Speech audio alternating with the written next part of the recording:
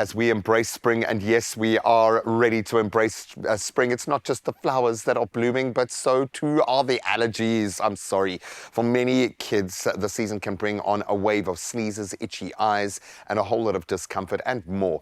But don't worry, we've got you covered. We've got one of our favorite pediatricians and an allergist. I think she is a magician in the space. Claudia Gray is here to share her expert advice on managing children's allergies effectively. See, in your first intro, I ran out of superlatives, so I had to just add another. The pressure on me. But this is, I would imagine, your most high-pressured time, because when families come to see you, it might seem like something light and fluffy. Oh, it's just an allergy. But when it hits, it can be debilitating.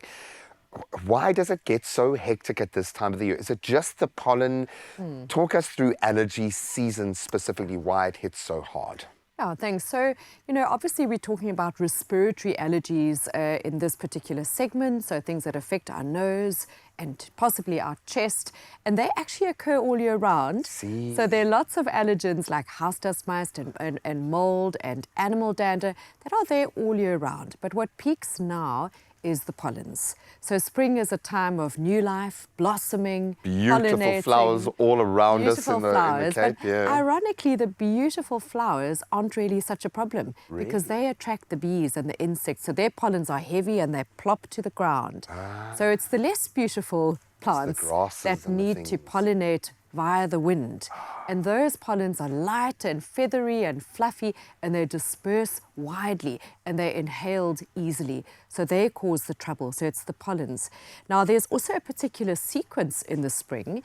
So early on, like right now, the tree pollens tend to blossom. And then a little bit later, the grass pollens, which have a long season. And at the end of the summer, the weed pollens. So right now in Cape Town, the tree pollen allergies are suffering. Are the usual suspects at this time of the year. Even as you say that, I can feel like the constriction happening and my eyes getting watery. Because there is a very strong mental and emotional element to it. I suppose because it all happens in a nerve center, it's all in our head. It's a very difficult thing to get through. And it's terrible if your child is going through something like that. It feels like flu season doesn't really have a season anymore. Allergy season doesn't really have a season anymore. There's going to be a significant overlap. A lot of people are still sick from winter, and I say that loosely. How do we know when it's allergies? What do we need to look out for?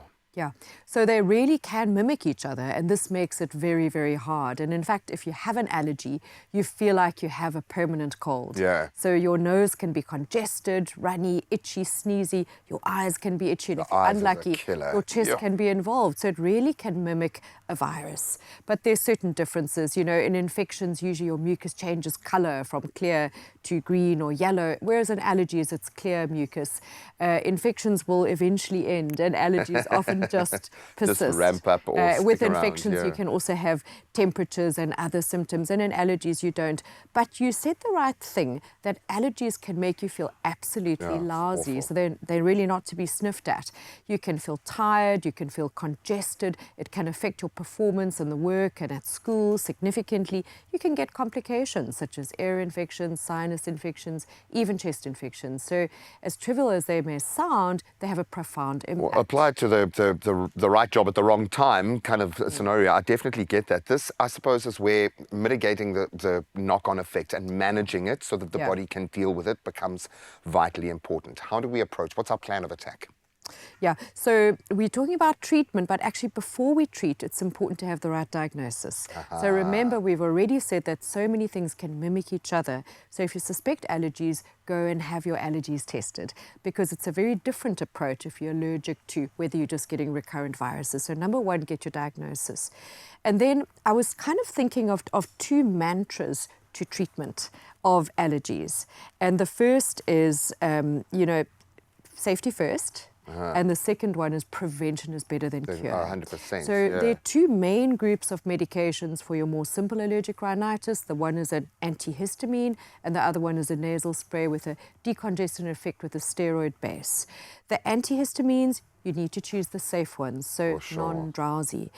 and preemptive treatment. So don't just rescue treat. It's not going to be as It's not effective. triage, yeah, get in there before, So okay. if you know, from August onwards I feel absolutely lousy, then rather take your allergy medications from August on till the end of the year. And why then it becomes necessary not to have the drowsy and yes, because you're choosing the safe ones so that you know they're okay, then you're not getting the bulk of the symptoms because your receptors are down regulated and your body's ready to fight, and then you're also not getting the complications. So safety and prevention.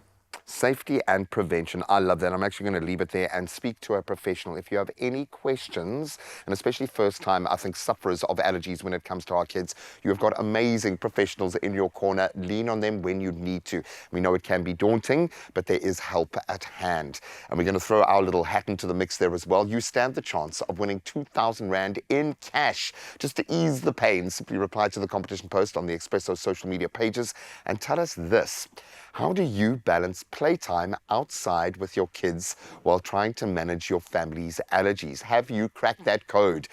Please pass on the information. Don't forget to include the hashtag ALLERGEX non-drowsy. That competition closes on Friday, the 13th of September. But you can find the T's and C's, as always, on expressoshow.com. Prof, you're an absolute legend. Thank you so much.